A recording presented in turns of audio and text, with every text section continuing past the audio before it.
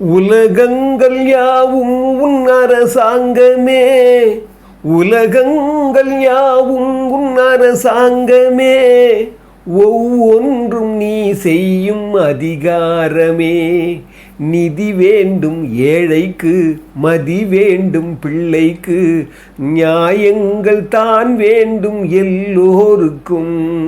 நிதி வேண்டும் ஏழைக்கு, மதி வேண்டும் பிள்ளைக்கு, நியாயங்கள் தான் வேண்டும் எல்லோருக்கும். உலகங்கள் யாவும் உன் அரசாங்கமே, ஒவ்வொன்றும் நீ செய்யும் அதிகாரமே, உந்தன் அதிகாரமே. அற்புதமானவர்களே, ஒரு இறைமையை நோக்கிய ஒரு பாட்டு இது. கவிஞர் கண்ணதாசனுடைய பாட்டு. திருவருள்னு ஒரு தமிழில் அற்புதமான ஒரு படம். அந்த காலத்தில் பக்தி படங்கள்லாம் வரும். அதில் ஒழுக்கம், நீதி, நேர்மை எல்லாம் இருக்கும். பாருங்கள், உலகங்கள் யாவும் உன் அரசாங்கமே. நீங்கள் எந்த மனிதனுடைய அரசாங்கம் இருந்தாலும் அதை நிர்ணயிக்கிறது யாருன்னா இறைமையினுடைய அரசாங்கம், இறைவனுடைய அரசாங்கம். அது நாத்திகவாதம் ஏற்றுக்கலாலும் பரவாயில்ல, ஒரு இயற்கை அரசாங்கமாகவும் நம்ம எடுத்துக்கணும், வேறு வழி கிடையாது. ஏன்னா இன்றைக்கி ஒரு அற்புதமான நீதி சொல்கிற நாள், நீதி கொடுக்கிற நாள், நீதி வழுவாமல் நாம் அதை கோலோச்சுற நாள். ஏன் அப்படி சொல்கிறேன்னா, உங்களுக்கு தெரியும், நபிகள் நாயகம் ஐயா சொல்லுவார், பாருங்கள் இவ்வளவு பெரிய வானத்தை எந்த தூணுமே இல்லாமல் அல்லாஹ் நிறுவியிருக்கார் பாருன்னுவார். ரொம்ப ஆச்சரியப்பட்டு சொல்லுவார். வானத்துக்கு இவ்வளோ பெரிய வானம் இருக்குது, எங்கேயுமே தூண் இல்லையே நிப்பாட்டுறதுக்கு. இவ்வளோ பெரிய இயற்கை அற்புதம் அது. கால்கள் இல்லாமல் கைகள் இல்லாமல் நிலவு வருது, சூரியன் வருது, அதனுடைய ரொட்டேஷனாக பார்த்தீங்கன்னா நாம் 6 மணிக்கு நம்ம தூங்க எழுந்துக்க முடியலாம் கூட 10 மணிக்கு எழுந்துக்கிறோம், பகல் எப்போ வேணால் எழுந்துக்காம கூட போயிடுறோம். ஆனால் பாருங்கள், அதனுடைய வேலைகளெல்லாம் சரியே செஞ்சுக்கிட்டே இருக்குது. இயற்கையினுடைய எல்லா சக்திகளும் இந்த பிரபஞ்சத்தில் அதனுடைய போக்கில் பிரமாதமாக இயங்கிட்டு இருக்குது. பாருங்கள், இதெல்லாம் பார்க்கும்போது இறைமையே ஒரு அரசாங்கமாக தான் நிறுவி இருக்குது. அந்த அரசாங்கம் தான் மனிதனுடைய மனசுக்குள்ளே தோன்றி இங்கே நம்ம இந்த அரசாங்கத்தை உருவாக்குறதுக்கு ஒரு வாய்ப்பை கொடுக்குது. அந்த வகையில் உங்களுக்கு தெரியும், இது 17வது சட்டமன்ற தேர்தல். 1952 மெட்ராஸ் மாகாணம்னு நம்ம முதல் இருக்கும்போது, சுதந்திரத்துக்கு அப்புறம் முதல் தேர்தல் வந்தது. அதுக்கப்புறம் இது 17வது தேர்தல். பாருங்கள், இன்றைக்கி இந்த தேர்தலில் இதுவரைக்கும் காணாத ஒரு விசித்திரமான ஒரு நிலைமையில் இன்றைக்கி தமிழ்நாடு இருக்குது. கடந்த 5 வருடம் ஆளும் கட்சி சரியாக செயல்படாததால் இன்றைக்கி இருக்கிற ஒரு உச்ச நடிகர் திடீர்னு வராரு. திடீர்னு அவருக்கு இவ்வளோ பெரிய மாசு இருக்கிற மாதிரியும், பெரிய ஒரு சக்தி இருக்கிற மாதிரியும், பெரிய ஒரு மக்களே அவர் பின்னால் இருக்கிற மாதிரி ஒரு மாயை உருவாகியிருக்கு. அது மாயையா இல்லை உண்மையான்றது மே 4ஆம் தேதி இறைவன் தீர்ப்பு கொடுத்துருவார், வெளிப்படுத்திடுவார். ஆனால் இன்றைக்கி அந்த தீர்ப்பை நம்ம எழுத போகிறோம். அந்த வகையில் சில விஷயங்கள் நம்ம பரிமாறிக்கணும். ஏன்னா இப்போ நடக்கிற தேர்தல், நான் சென்ற பகுதியில் சொன்ன மாதிரி, இந்த அரசாங்கம் வேணுமா வேணாமா அப்படிங்கிற ஒரு தீர்ப்பை எழுதுகிற நாள் இன்றைக்கி. அந்த வகையில் பார்த்திங்கன்னா, நேற்று கூட பாருங்கள், நம்ம ஏற்கனவே சொல்லியிருக்கிறோம் பாலியல் குற்றங்கள்லாம் இப்படி தொடர்ந்து நடந்துக்குதுன்னு. நேற்று கூட பாருங்கள் செய்தி வருது, திருவண்ணாமலை மாவட்டத்தில் வெம்பாக்கம் பக்கத்தில் பிரம்மதேசன் ஒரு ஊருக்கு பக்கத்தில் ஒரு காஞ்சிபுரத்துலேருந்து போன ஒரு 11வது படிக்கிற ஒரு மாணவி தன்னுடைய பாட்டி வீட்டுக்கு போயிருக்கு. அங்கேருந்து அந்த குழந்தைய கொண்டு போய் 8 பேர் சேர்ந்து, 8 இளைஞர்கள் சேர்ந்து 8 பேர் சேர்ந்து கூட்டு பாலியல் பலாத்காரம் பண்ணியிருக்காங்க. அந்த குழந்தை 8 பேர், ஞாபகம் வச்சுக்கோங்க. அந்த 8 பேரும் காரணம் என்ன சொல்கிறாங்க பாருங்கள், அந்த குழந்தையினுடைய வாழ்க்கையும் ஸ்பாயிலு. அந்த 8 பேர் அந்த பசங்க போதையில் இருந்ததாக சொல்கிறாங்க. அது இன்னும் அதனுடைய விசாரணை முற்று வரல. ஆனால் இப்படி இருந்தால் தான் அது பண்ண முடியும். இல்லைன்னா ஒரு தனி மனிதாபிமானம் கொஞ்சமாவது இருந்தால் கூட இதெல்லாம் செய்ய மாட்டாங்க. நம்ம ஏற்கனவே சொல்லிக்கிட்டு இருக்கிறோம், இந்த தமிழ்நாடு ஒரு போதை நாடாக மாறிப்போச்சு. இது குறித்து ஆளும் கட்சி அதுக்கு அக்கறையே கொள்ளலான்னு சொல்லி தான் நம்ம நிறைய அது குறித்து பேசிகிட்டு இருக்கிறோம்.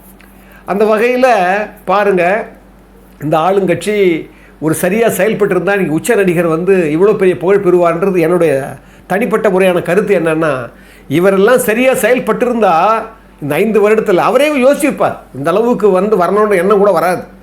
திரு எம்ஜிஆர் அவர்கள் அவர் முதல் அரசியல் வரும்போது எந்த நடிகர்களுக்கும் அந்த மாதிரி ஆசை ஏற்பட்டதில்லை. என்ன காரணம் அப்படின்னா, ஒரு சூரியன் மாதிரி தக தக தக தகன்னு ஜொலிக்கிறார். நீதியோடும், நேர்மையோடும், கொடைத்தன்மையோடும், வள்ளல் தன்மையோடும், மக்கள் மேலே மனிதாபிமானம் மட்டுமில்லை, தன்னுடைய உள்ளத்தையும் இரக்கத்தையும் பாசத்தையும் கொடுத்து அவ்வளோ அற்புதமாக அவர் வராரு. அப்போ அந்த எண்ணம் தோணலை. இப்போ பாருங்கள், சாதாரணமானவங்களுக்கெல்லாம் தோணுது, நம்ம ஒரு கட்சி ஆரம்பிச்சிக்கலாம், நம்மளும் சிஎம் ஆயிடலான்னு.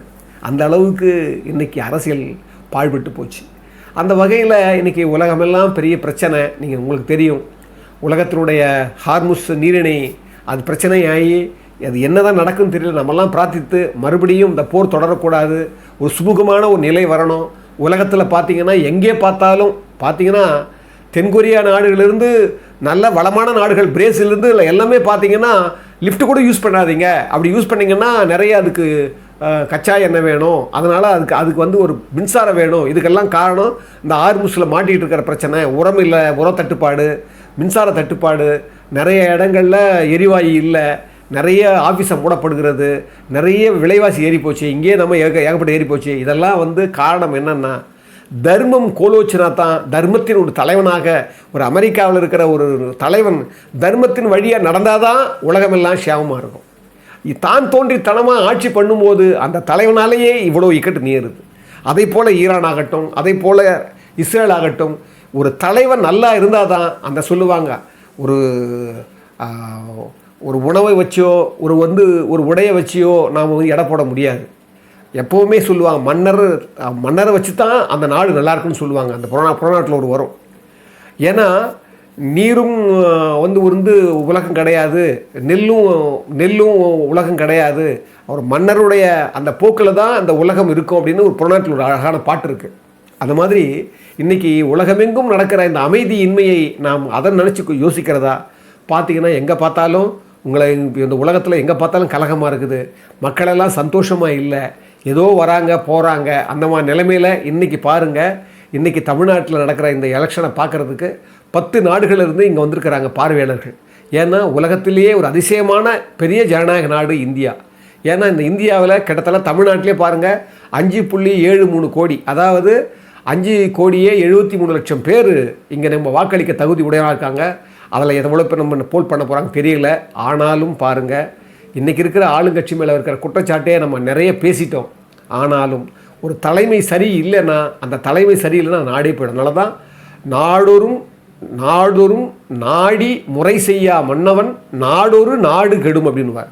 அதாவது நாள்தோறும் ஒரு குடிமக்களெல்லாம் எப்படி இருக்கிறாங்க, என்ன பண்ணுறாங்கன்னு கவனித்து நாடொரும் நாடி முறை செய்யா மன்னவன், அதை கவனித்து நீ ஒரு முறை செய்யாத, அது ஒழுங்குபடுத்தாத ஒரு தலைவன் இருக்கானே, ஒரு அரசன் இருக்கானே, நாடொரும் நாடு கெடும்னுவான். அவன் ஒவ்வொரு நாளும் நாடு கெட்டுக்கிட்டே இருக்குதுன்னு சொல்லுவார். எங்கே வைப்பார் அதில் தெரியுமா? செங்கோன்மை அடுத்த கொடுங்கோன்மையில் வைப்பார். கொடுங்கோன்மைன்னா அது நீங்கள் சொல்ல பார்த்தா ஒரு மோசமான கொடுங்கோன்மைன்னா நேரடியாக கொலை பண்ணுறது தான் இல்லை, நேரடியாக கொடுமை பண்ணுறது தான் இல்லை. நீங்கள் ஆராயணும் மக்களெல்லாம் இன்றைக்கி எப்படி செழிப்பாக இருக்கிறீங்க. இப்போ உங்களுக்கு தெரியும் 5 வருஷத்தில் கிட்டத்தட்ட 3280 விவசாயிகள் தற்கொலை பண்ணியிருக்காங்க தமிழ்நாடு. புள்ளிவரம் சொல்லுது. அந்த புள்ளிவரத்தை பார்த்தா கபீர்ந்து நாம் நினைக்கிறோம் அங்கே ஒன்று இங்கே ஒன்று நடக்குதுன்னு நாம் நினைக்கிறோம். எத்தனை தற்கொலைகள், எத்தனை கொலைகள், அங்கங்கே வீசிட்டு கொஞ்சம் கஞ்சான்னு சொல்கிறாங்க. ஆனால் அது கேட்குற செவிகள் அவங்களுக்கு ஏறவே இல்லை. இந்த மாதிரி நிலைகளெல்லாம் நம்ம மாற்றணும். நான் ஏற்கனவே சொன்னது மாதிரி உள்ளம் நம்ம வந்து தூய்மை பெறணும், வந்து ஒரு குடும்ப வாழ்வியல் நல்லா இருக்கணும். பாருங்கள், பெங்களூரில் ஒரு 27 வயசு ஒரு பெண்ணு, ஒரு 27 வயசு ஆண், பிரேமானு அந்த பொண்ணு, அதை பாருங்கள், அந்த 2 பேருக்கும் ஒரு காதலர்களாக அவன் என்ன பண்ணியிருக்கான், இவனை வந்து விட்டு விலகிற மாதிரி இருந்திருக்கிறான். அவனை நைஸாக பேசி கொண்டு வந்து ஒரு சேரில் கட்டி பெட்ரோல் ஊற்றி கொளுத்திருக்கிறா அந்த பொண்ணு. இப்போ நேற்று ஒரு செய்தி பாருங்கள். அந்த செய்தியெல்லாம் பார்க்கும்போது கபீர், ஏன்னா அடுத்த கலாச்சாரம், இங்கே இளைஞர் கலாச்சாரம், வாலிப கலாச்சாரமெல்லாம் எப்படி முடிய போதோ, எப்படி நிகழப்போதோன்னு தெரியல. ஒவ்வொரு நாளும் செய்தி வரும்போது கபீர்னு என்ன ஆகுதுன்னா நம்ம மனது பதைக்குது. மக்களுடைய நலவாழ்வு என்னாகும் தெரியல. இந்த மாதிரி நிலையெல்லாம் யோசிக்கணும். இந்த எல்லாம் யோசித்து தான் நீங்கள் ஒரு தலைவனை தேர்ந்தெடுக்கணும். சாதாரணமானது இல்லை. அதனால தான் ஒரு பாட்டு உண்டு தமிழில், இறைவன் படைத்த உலகை எல்லாம் மனிதன் ஆளுகிறான், மனிதன் வடித்த சிலையில் எல்லாம் இறைவன் வாழுகிறான். பாருங்க, இறைவன் படைத்த உலகையெல்லாம் மனிதன் ஆளுகிறான், மனிதன் வடித்த சிலையில் எல்லாம் இறைவன் வாழுது. ஏன்னா அந்த கற்பனை அவன் தான் கொடுக்குறான். அது மாதிரி அவன் இறைவன் படைத்த உலக ஆனா கூட ஆள வைக்கிறவன் அவன். அதனால தான் அடுத்த சென்சா சொல்லுவார், உள்ளம் சொல்வதை உதடு சொல்லாமல் உண்மை பிறப்பதில்லை, உள்ளிருந்தே நீ அருள் செய்யாமல் ஒன்றும் நடப்பதில்லை. பாருங்க, உள்ளிருந்தே நீ அருள் செய்யாம ஒன்றுமே நடக்காது. அப்போ உள்ளே இருக்கிற தெய்வம், உள்ளே இருக்கிற நீதி, உள்ளே இருக்கிற தர்மம், இது வந்து தான் வெளிப்படுது. அந்த வகையில் எல்லாரும் வாக்கு போட போகிறாங்க, வாக்கு செலுத்த போகிறாங்க. யோசித்து கொஞ்சம் நம்ம எல்லாம் வெறும் பார்வையாளராக இருக்கக்கூடாது. குடிமக்கள் எல்லாருமே ஒரு பார்வையாளரோ இல்லை பயன்படுத்தாளரோ கிடையாது. நாம் எல்லாம் பங்கேற்பாளர்கள். ஞாபகம் வைத்துக் கொள்ளுங்கள். நாம் போடுற வாக்கு கிடையாது, அது சத்தியம் ஞாபகம் வச்சுக்கோங்க. அதுதான் உண்மை, அதுதான் சத்தியம், அதுதான் இறைமை. அந்த வாக்கை ரொம்ப யோசித்து ஒரு கோவிலாக நினச்சி, இந்த உலகத்தை ஒரு கோவிலாக நினச்சி, இங்கே இருக்கிற மக்களெல்லாம் தெய்வமாக நினச்சி, நாம் அது ரொம்ப ரொம்ப யோசித்து இறைமை என்ன உங்களுக்கு உள்ளே சொல்லுதோ அந்த வழியே நீங்கள் செய்யணும், வேறு வழி கிடையாது. அந்த வகையில் பாருங்கள், எலெக்ஷன் நடந்த உடனே ஒரு இதோட முடிக்கிறேன். பாருங்கள், திரு எம்ஜிஆர் அவர்கள் உங்களுக்கு தெரியும், பல பதிவுகள் நம்ம போட்டோம். 1980களில் இந்த பக்கம் திமுகவும் இந்திரா காங்கிரஸும் கூட்டணியாக நிற்கிறாங்க பார்லிமெண்ட் எலெக்ஷன் 1980. இந்த பக்கம் எம்ஜிஆர் 2 கம்யூனிஸ்ட் கட்சி மட்டும் கூட்ட வச்சுக்கிட்டு, அப்போ வந்து ஜெகஜீவன் ராம் தான் பிஎம் முன்னிறுத்தி இவர் வந்து நிற்கிறாரு. நிற்கும் போது உங்களுக்கு தெரியும் 2 தொகுதி தான் வந்தாங்க. அதில் ஒரு சிவகாசி ஒன்று, கோபிச்செட்டிப்பாளையம். சிவகாசியில் வந்தவர், அவர் பேர் வந்து நல்லவன் என்கிற சவுந்தரராஜன். கோபிச்செட்டிப்பாளையத்தில் வந்து சி சின்னசாமின்றவர் எம்பி ஆகிறார். நல்லா கவனிங்க, இதில் ஒரு பெரிய உண்மை இருக்குது. என்னென்னா, எவ்வளோ பெரிய தலைவன் பாருங்கள். ஒரு பரம ஏழையை கூட பார்லிமெண்டேரியன் ஆக்கினவர் எம்ஜிஆர். அதனுடைய வரலாறை படிச்சிங்கன்னா ரொம்ப பிரமாதமாக இருக்கும். என்னென்னா, 1980களில் வேட்பாளர்லாம் பண்ணிட்டு வராங்க. பண்ணும்போது சிவகாசிக்கு மட்டும் வேட்பாளர் தேர்ந்தெடுக்கப்படலை. அப்போ அவருடைய உதவியாளர் திரு மகாலிங்க ஐயா கிட்ட கேட்குறாரு, என்ன மகாலிங்கம் யாராக வந்திருக்காங்களான்னு கேட்கும்போது, சிவகாசியில் பெரிய செல்வந்தர்கள் எல்லாம் என்ன பண்ணியிருக்காங்க, அதை வந்து சிவகாசி நிற்கிறதுக்கு முனைந்து இருக்கிறாங்க. ஆனால் அவர் விருப்பப்படலை எம்ஜிஆர். யாராவது சாமானியமானவங்க சாதாரணமானவங்க ஏதாவது கேட்டிருக்காங்களான்னு பார்த்தா 25 பைசா இன்லேண்ட் லெட்டரில் ஒருத்தர் நல்லவன் என்கிற சவுந்தரராஜன், சாதாரண வறியவன், பரம ஏழை, அவர் இந்த மாதிரி எனக்கு ஒரு அபிமானம் இருக்குது, இந்த தொகுதியில் நான் நின்னா நான் என்னால் வர முடியும் அப்படின்னு சொல்லி என்ன பண்ணுறாரு, ஒரு கடிதம் எழுதுகிறாரு. அந்த கடிதத்தோட அவர் 1972 கட்சி தொடங்கும் போது அவர் அடிப்படை உறுப்பினர் தகுதியாக வந்தார் பாருங்கள், அந்த சீட்டையும் எடுத்து உள்ளே அமைச்சு வச்சு கடிதத்தை அமைச்சிருக்கிறாரு. அதை கொண்டு காட்டுறாரு மகாலிங்கம். உடனே பாருங்கள், அதை தான் சொல்கிறார் மகாலிங்கம் ஐயா, இந்த உலகத்தில் ஒரு சாமானியமானவனை கூட, சாதாரணமானவனை கூட ஒரு பெரிய ஒரு பதவிக்கு உயர்த்தணும் எண்ணம் கொண்டவர் தான் திரு தலைவர், புரட்சி தலைவர் சொல்லி, அந்த நல்லவன் என்கிற அந்த சவுந்தரராஜனை அவரையே நம்ம செலக்ட் பண்ணலான்னு சொல்லி டிக் கொடுக்குறாரு. கொடுத்த உடனே எம்ஜிஆர் சொல்கிறாரு மகாலிங்க ஐயா கிட்ட, நீங்கள் என்ன பண்ணுற, சிவகாசியினுடைய அந்த தொகுதியினுடைய மாவட்ட செயலாளர் KKSS ராமச்சந்திரன் இப்போவும் இருக்கிறார், அவர்கிட்ட நீ தெரியப்படுத்து அவரை கூட்டுற சொல்லு நேரலான்னு சொன்னால், இவர் என்ன பண்ணுறாரு, ஃபோனில் சொல்கிறார் மகாலிங்கம், எப்போ KKSS ராமச்சந்திரன் வந்து மாவட்ட செயலாளர் இருக்கிறார். அப்போது விருதுநகர் நினைக்கிறேன் அப்போ அந்த மாவட்டம் பேர். அப்போ என்ன சொல்கிறாரு, நீங்கள் நல்லவன் என்ற சவுந்தரராஜன் தான் நினைச்சிருக்கிறாரு தலைவர். அப்படியா, அப்படி ஒருத்தர் பையன் எனக்கு பேர் எனக்கு கேள்விப்பட்டதே இல்லையாப்பா, எனக்கு தெரியாதாப்பா அப்படின்னாரு. இல்லை, அவரோட முகவரியும் அட்ரஸை நான் சொல்கிறேன்னு சொல்லி திரு மகாலிங்கம் அவர்கள் அந்த முகவரியும் அட்ரஸையும் சொல்லி, அதுக்கப்புறம் 2 நாளில் திரு KKSS ராமச்சந்திரன் அவர்கள் அந்த நல்லவன் என்கிற சவுந்தரராஜனை கொண்டு வந்து அவரையே வேட்பாளராக்கி, நல்லா கவனிங்க, பார்லிமெண்ட் பாருங்கள், அந்த வேட்பாளராக்கி அவரையே ஜெயிக்க வச்சு அந்த எலெக்ஷனில் எம்ஜிஆர் வந்து 2 தொகுதி தான் ஜெயிக்கிறார். மீதி கோபிச்செட்டிப்பாளையமும் சிவகாசியும் மிச்சம் எல்லா தொகுதியும் தோத்துடுறாரு. அதுக்கப்புறம் தான் அது கலைக்கப்படாது, அது நான் தெரியும் சரித்திரம். ஆனாலும் பாருங்கள், ஒரு தேர்தலில் அந்த மையத்தில் ஒரு தேர்தல் நடத்துக்கும் போது கூட ஒரு சாமானியமானவனுக்கு ஒரு பதவி கொடுக்கணும்னு நினச்சி அந்த கட்சி இன்றைக்கி ஆளப்போது ஆண்டுகிட்டு ஆண்டது. நீங்கள் வேணால் பாருங்கள், நான் ஏற்கனவே சொன்ன மாதிரி அதில் அந்த நீதியை காப்பாற்றப்படணும்னா அந்த கட்சி காப்பாற்றப்படணும். அதில் தான் இந்த சரித்திரத்தை நான் சொல்கிறேன். இன்றைக்கி பாருங்கள், இருக்கிற கட்சிகளே கூட நீங்கள் பாருங்கள், நீங்கள் திமுக கட்சியில் அவங்க குடும்ப ஆட்சி, வாரிசு ஆட்சி. இப்போ கூட ஒரு வார இதழில் கேட்டிருக்காங்க, இந்த 5 வருட திராவிட மாடலில் அவங்க என்ன காட்டுறாங்க அப்படின்னு. ஒன்றையும் காட்டல, எனக்கு பின்னால் என் பையனை நீங்கள் வந்து CM ஆக்கணும்னு காட்டுறாரு அப்படின்னு ஒரு பதில் சொல்லியிருக்கிறார். இதுதான் வாரிசு. பாருங்கள், நான் ஏற்கனவே சொல்லிட்டேன். இங்கே பார்த்தீங்கன்னா பீகாரில் வாரிசு அரசியல் ஒழிக்கப்பட்டிருக்குது. அங்கே பாருங்கள், ஏன்னா யாதவ் குடும்பம், லல்லு பிரசாத் யாதவ் குடும்பம் அவ்வளோ கரப்ஷன் பண்ணி அவ்வளோ ஊழல் பண்ணியும் அவங்க கோலோச்சி நினச்சவங்க தோற்கடிக்கப்பட்டு குடும்பம் சின்னாபின்னமாச்சு. அகிலேஷ் யாதவ் UPயில் குடும்பம் சின்னாபின்னமாச்சு. அங்கே பாருங்கள், தேவிலால் உங்களுக்கு தெரியும் ஹரியானாவில், அது அதே மாதிரி தான் கொஞ்சம் கொஞ்சமாக இந்த குடும்ப ஆட்சியெல்லாம் முடிவுக்கு வந்துகிட்டே இருக்குது. காங்கிரஸில் பாருங்கள், நான் ஏற்கனவே சொன்னேன், 3 பேருமே MP இருக்கிறாங்க. அந்த காங்கிரஸ்ன்னு சொன்னாவே அந்த குடும்பம் தான் காலங்காலமாக இருந்துட்டு இருக்குது, இந்திரா காந்தியில் நேரு காலத்திலேருந்து.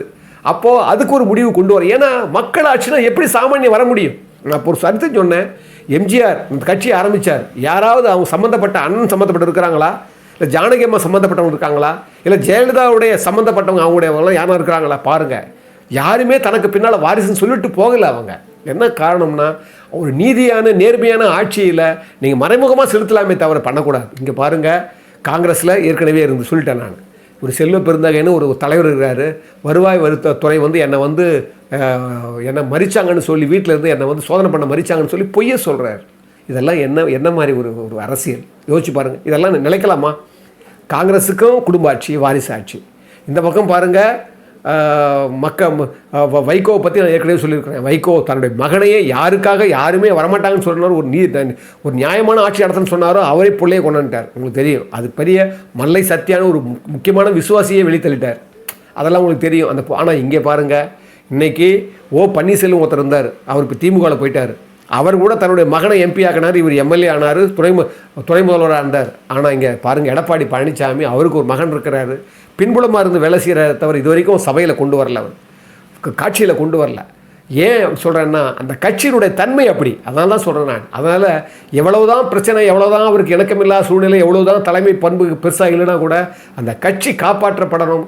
இந்த கட்சி அந்த அதிமுகங்கிற எம்ஜிஆருடைய கட்சி வந்தால் தான் ஏழைகள் நலம் பெற முடியும், எளியவர்கள் பண்ண முடியும், தர்மத்தை பற்றி யோசிப்பாங்க, நியாயத்தை பற்றி யோசிப்பாங்க.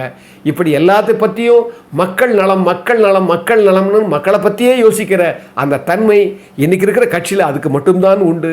அதை கொஞ்சம் யோசிங்க. உங்கள் உள்ளத்தில் அது சரியானதுன்னு நீங்கள் நினச்சிங்கன்னா அதுக்கு அந்த ஓட்டை பதிவு பண்ணுங்கள். இல்லை உங்கள் மனதுக்குள்ளே எது சரியாதுன்னு இறைவன் சொல்கிறானோ அதுக்கு நீங்கள் பண்ணுங்கள்.